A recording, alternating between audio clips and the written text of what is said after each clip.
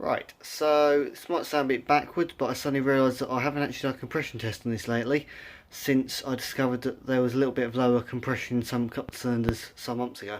So I'm going to do one right now, because it's so simple as put the start light back on, and I'm going to arc the solenoid across to the other terminal, and that will then allow me to crank it over from this end of the car while watching the compression test. It also means I get to show you how I like to do my favourite method of operating starter motors.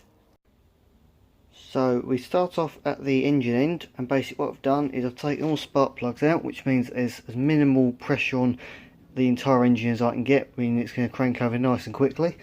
What we've done is literally hook the starter motor up, I'll put it back on with literally one bolt. It's very sort of medieval, if you like, and very bodgery, but considering the fact that this is going on for about 5 minutes, check the compression, it's really not going to matter. So as long as it's nice and tight, which it is. This is the main lead that comes from the battery, and the earth itself is on the gearbox on this car, so just bolt it to the engine, it earths itself through that. And all we're going to do is, we've got a main terminal here, and then the solenoid terminal here, and basically what happens is, when you activate that feed there, energizes an electromagnet, and it then springs a basically like a brass plate up inside here to then transfer the power, the direct power from the battery here across to this terminal here, which sends it straight to the motor. And the reason why it's got to pull along like that is because it's doing two jobs. By pulling that way, it's operating a pivot lever, which basically does that, and when it does that, it kicks out a gear inside there that then meshes with the gear on the flywheel, which then cranks it over. So very clever bit of kit, and basically by having that wire, having the direct feed from that to there, it's putting maximum amps through to the motor, because turning engine is not a light job, it's quite a heavy one, so gives it the best chance. Right, so if I find a screwdriver, I don't know if I'll just put it. Ah, here we go.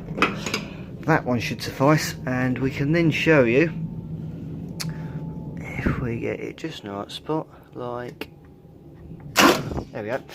Always terrifies me when he does it first time. There we go. We can tell that with the plugs out, it's very, very lively when it cranks over. So yeah, but it's not a bad thing. It means we can get most amount of compression really we can get hold of.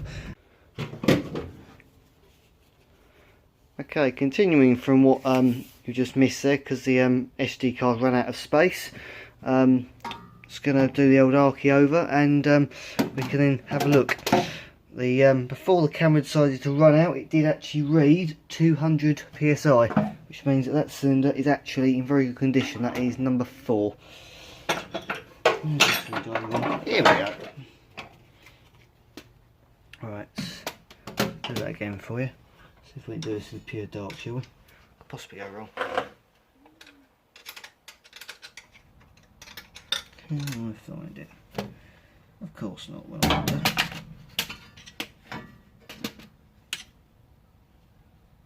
okay, see if we can put this somewhere a bit better that you can actually see what the hell I'm doing with it. Right, that's probably not going to stay in place, but we'll soon find out, so let's try it, shall we? So we now know that cylinder 4 has got excellent compression. That's a bonus. Right, let's try number 3, 2 and 1 now and see what the rest come up with. Cylinder 3, if we can find the arc. There we go.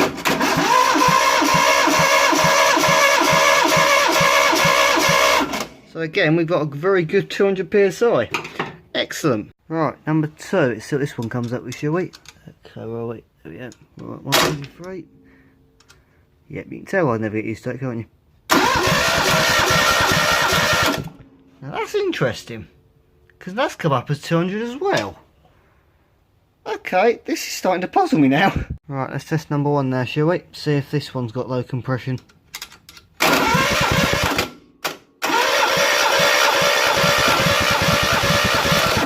There we go, so that one is only at 170, whereas the rest of them are easily hitting 200. So that's probably where our problem is then. We've got 30 psi less in that cylinder. Right, excellent. Well, now we know a rough idea where we like to find an issue, so that's excellent.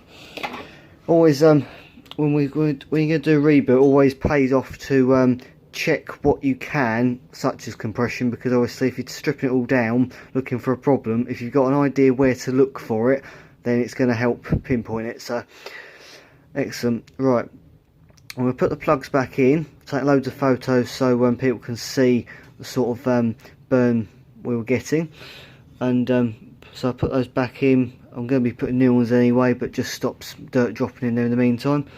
And hope you've enjoyed seeing a little bit of compression testing going on.